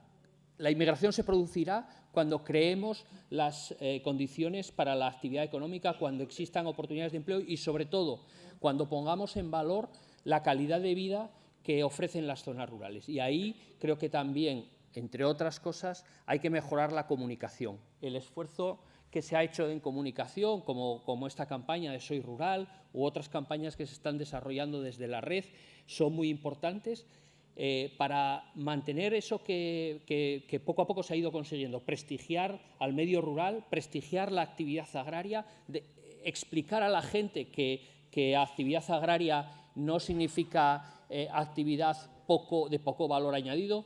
Tengo aquí a dos amigos que he encontrado hoy que son un excelente ejemplo de que actividad agraria tiene mucho valor y puede generar empleo y riqueza, y por tanto yo creo que el ejemplo que el Bajo Nalón está dando, por ejemplo, con las plantaciones de kiwis u otros productos, es un buen ejemplo. Lo que hace muchos concejos en el desarrollo turístico en el Oriente o en Somiedo, que estaba Mino aquí, o en los Oscos, yo creo que son muy importantes, y por tanto acompañar esos procesos y facilitar en su caso la llegada de personas de fuera, facilitar la llegada de personas de fuera significa hacerles fácil al que viene de fuera la inserción social en el territorio. Muchas veces las sociedades rurales pueden ser excesivamente cerradas para el que viene de fuera. Creo que se ha avanzado mucho y hoy se admite mucho mejor el que viene del exterior. Obviamente la película Asbestas es una caricatura, pero nos puede hacer reflexionar sobre las dificultades que alguien que viene de fuera con ideas nuevas y que pone en cuestión digamos, las actividades o las relaciones tradicionales pueden considerarse una amenaza, y a veces esa reacción puede complicar el asentamiento, puede complicar la aclimatación. Nosotros hemos hecho entrevistas a unos cuantos pobladores, nuevos pobladores, gente recién llegada a las zonas rurales en Asturias, y en general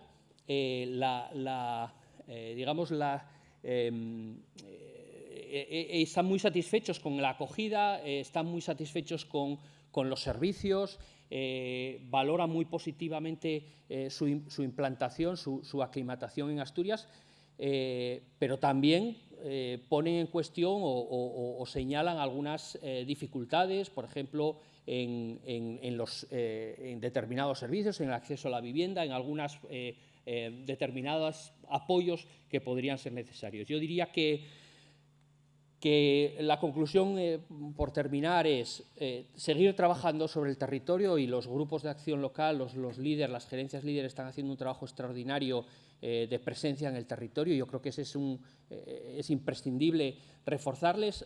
David comentaba antes que se va a trabajar en la animación. Bueno, yo insistiría en que se den recursos a los grupos para trabajar en esa animación, porque eso realmente es algo que ayuda a generar tejido económico y social, y que por tanto es relevante eso. Yo creo que son elementos de trabajo sobre el territorio que son importantes, y después proyectarlo hacia el exterior, visibilizar esto, trabajando en comunicación digital, poniendo en valor las grandes ventajas, la calidad de vida y las oportunidades que ofrece el medio rural para los nuevos pobladores. Muchas gracias.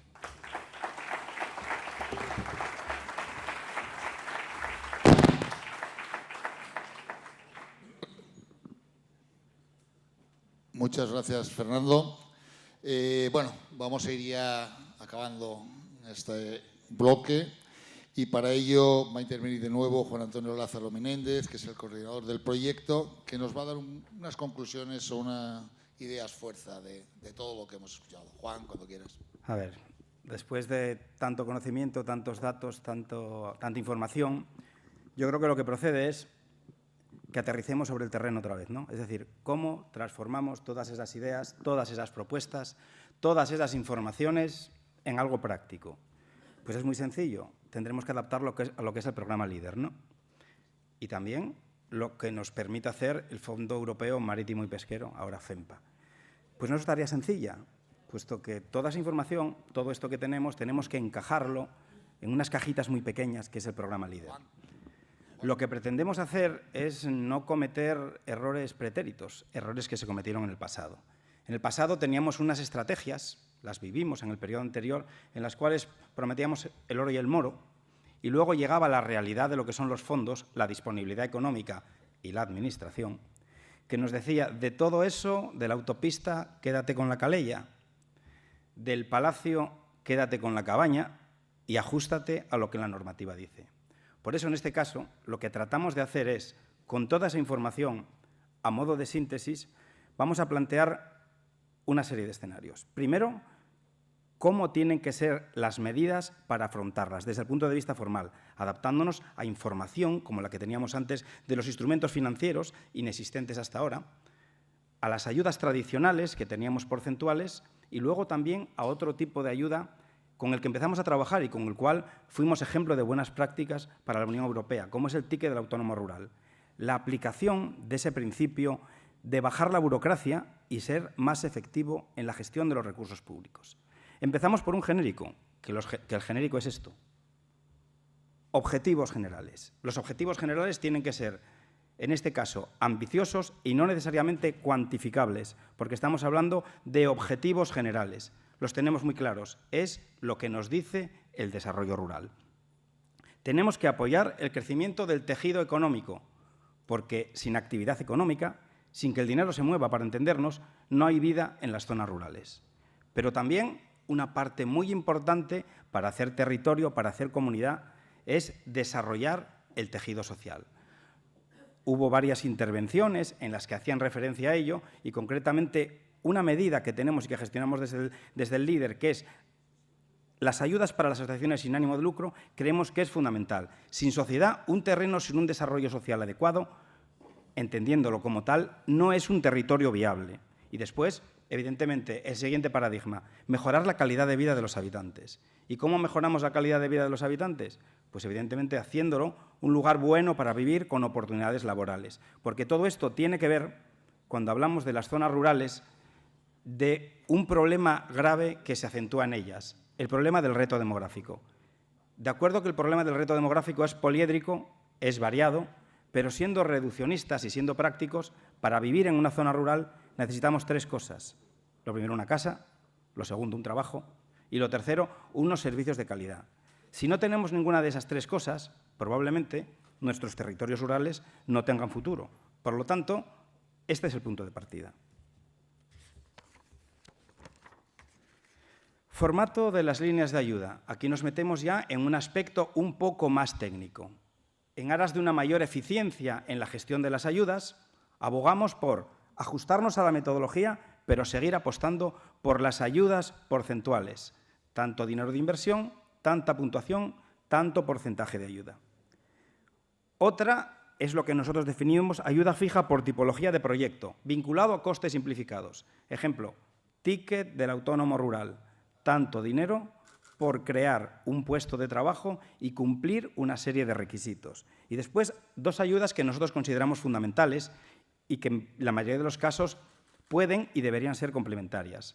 Los instrumentos financieros con los cuales llevábamos insistiendo a la Administración desde hace mucho tiempo. La utilización de los instrumentos financieros es clave en pequeñas inversiones. El principal problema de arrancar cualquier tipo de negocio en el medio rural es empezar, ¿no? Es la disponibilidad financiera al principio. Pues bien, si existe una ayuda por parte de la Administración del programa LEADER que te va a permitir acceder a ese crédito en buenas condiciones, bienvenida sea.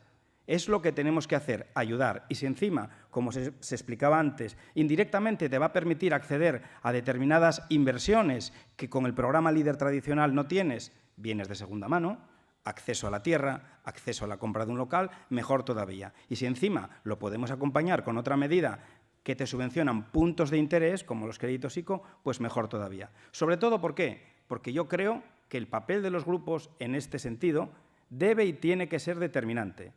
Tenemos que tutorizar desde el principio el proyecto, el promotor o la promotora y lograr que maximicemos con el resultado que tenemos, con los recursos que tenemos, que ese proyecto sea viable. Y esa es una tarea, ese valor que yo muchas veces digo no tangible, Es injusto muchas veces que se mida la eficiencia de gestión de muchos grupos simplemente por las ayudas que da. Y ese trabajo no tangible, ese trabajo que hacemos igual en un proyecto que fracase o no fracase, eso que queda en el limbo, ir a resultados con el riesgo y la situación que tiene el medio rural, para mí es equivocado.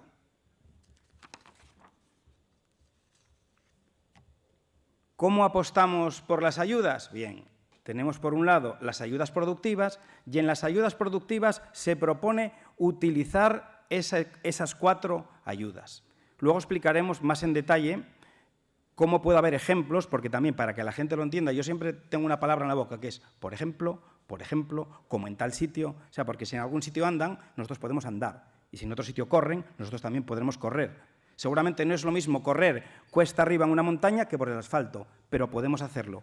Y lo que tiene que tener, y lo que demostró, es la resiliencia y la adaptabilidad del medio rural asturiano. Al final lo aguantamos todo, pero vamos a hacerlo más fácil.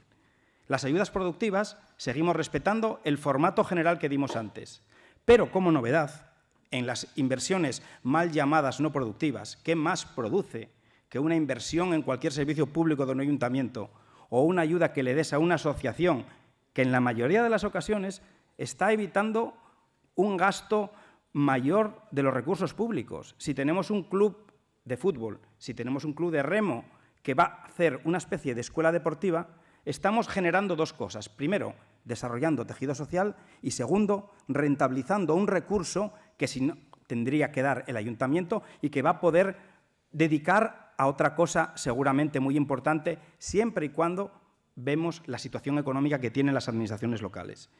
Y la ayuda fija por tipología del proyecto, y ahí vamos a poner ya un ejemplo.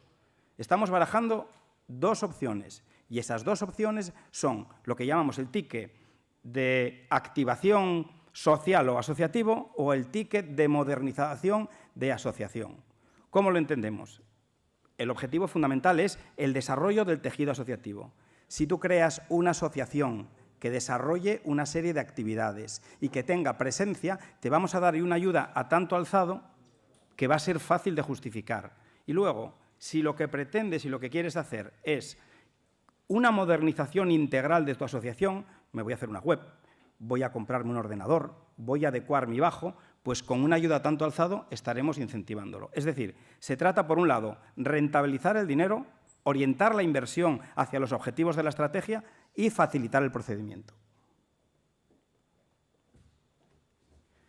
Proyectos propios del Grupo de Desarrollo Rural. Y aquí tenemos alguna novedad.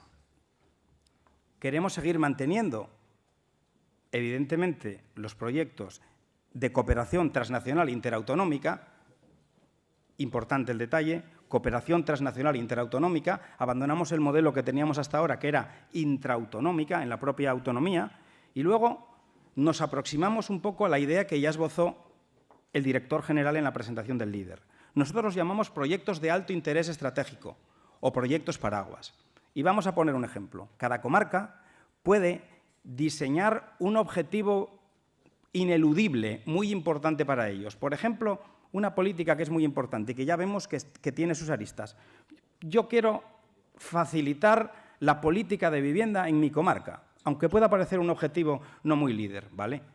Estamos ante un problema que no permite una intervención directa. Es decir, requiere un análisis previo, requiere una reflexión previa. ¿Existe ese problema y cómo lo voy a solucionar? Por eso, dentro de las fases que plantea este proyecto de alto interés estratégico, dividimos como 2 fases. Una fase que puede durar 1 año o 2 de preparación y de diseño, porque tenemos que rentabilizar el recurso y ir directo al objetivo, y luego una fase de desarrollo.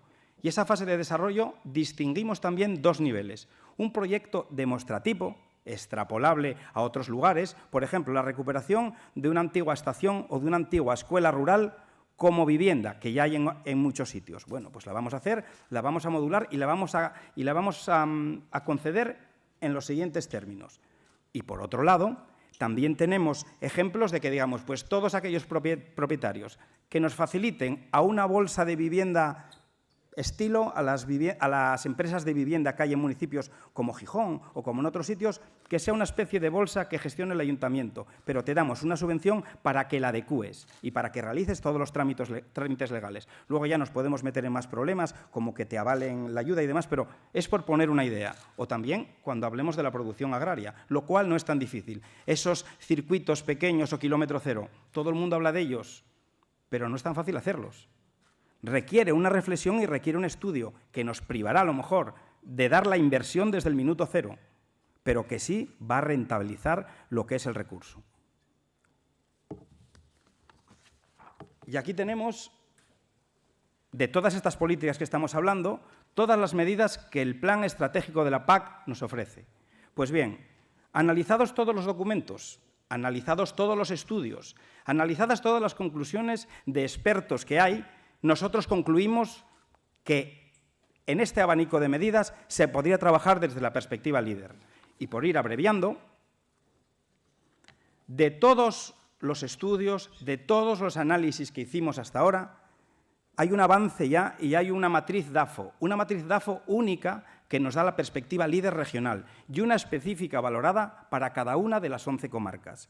Y de esas conclusiones, de esas ideas, nos aparecen una serie de ideas fuerza que no voy a volver a leer aquí porque sería redundar un poco en todo el trabajo previo y todo lo que nos estuvieron explicando ahora, pero vamos a decir 2 o 3 que consideramos de alto interés estratégico. Lo primero, potenciar la modernización y la ampliación de las explotaciones agrarias regionales en términos de sostenibilidad social, ambiental y económica, que ligamos con otro aspecto fundamental, que es garantizar un relevo generacional en positivo.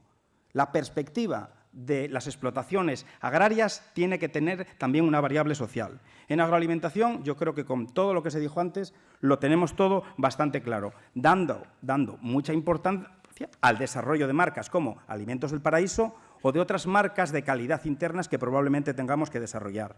Y para el acceso a la tierra, otra idea fuerza, hay que trabajar más con el Banco de Tierras, hay que generar bolsas de tierras agrarias de fácil acceso. Es decir, hay una gran cantidad de tierras que pertenecen a las administraciones públicas, que hay que trabajar con ellas y que hay que ordenarlas en función a las demandas reales que tengamos para la producción. No nos sirve de nada dar fincas de montaña si lo que necesitamos es otro tipo de finca en media montaña. Además, la variedad que tenemos es muy grande. Tampoco vamos a hablar mucho más de la demografía y del capital humano y vamos a meter esa variable. Hay que meter de alguna manera en las políticas líder el tema de la vivienda y una propuesta encima de la mesa. Cuando subvencionemos un hotel rural, subvencionamos el 75% del edificio. El otro 25% no lo subvencionamos porque probablemente sea para vivienda. Pues es más importante. Queremos que funcione desde el punto de vista social, económico y también sostenible. Estamos logrando que una persona se quede o que venga a vivir al medio rural. Eso es muy importante y habrá que encajarlo. Pesca marítima, poco más de lo que dijimos. Generar valor añadido con el perfil que tenemos. Y, por otro lado, diversificar lo que es la actividad. Gestión forestal, ya se dijeron muchas ideas. Sostenibilidad medioambiental, tampoco vamos a meternos mucho, pero 2 variables. Reciclaje y uso de energías alternativas. Fundamental. Y en infraestructuras y servicios, una cosa también importante. Hablamos antes de reducir un poco las ayudas a los ayuntamientos. En el líder se está metiendo bastante dinero en recursos turísticos. Esos recursos turísticos tienen ya sus planes de sostenibilidad específicos. Tenemos que ir a detalle a aquellas inversiones de servicios públicos de los ayuntamientos que realmente sean necesarios. Y tenemos una oportunidad buena con este estudio para verlo. Acabamos ya con esto. El emprendimiento y diversificación, nuestra medida estrella, el ticket rural, evidentemente hay que mejorarlo. Hay que combinarlo con otras ayudas y hay que ajustarlo a la realidad que tenemos. Muy importante que sea una ayuda escalar proporcionada, atendiendo a tipo de inversión, lugar en el cual se vaya a invertir y perfil de quien lo solicite. También tenemos dentro del estudio Liderando una propuesta para modularlo, ajustada a la realidad. Respecto al turismo, bueno, pues el turismo, que va a ser el último ejemplo, que además me gusta mucho decirlo. Pretendemos que Liderando sea una enciclopedia de estrategias. En casi todos los sitios sobran estrategias.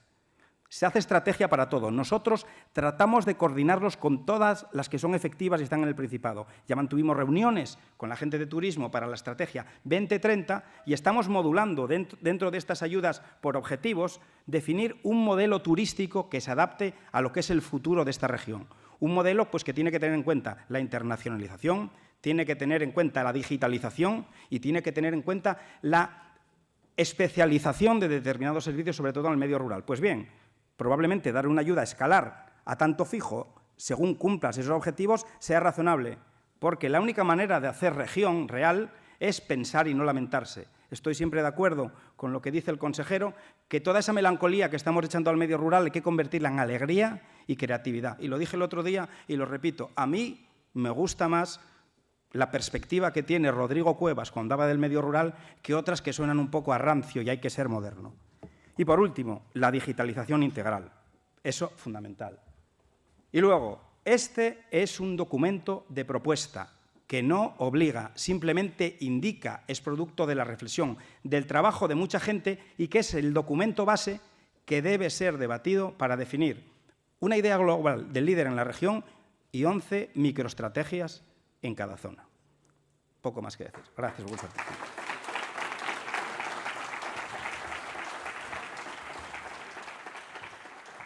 Muchas gracias, Juan. Bien.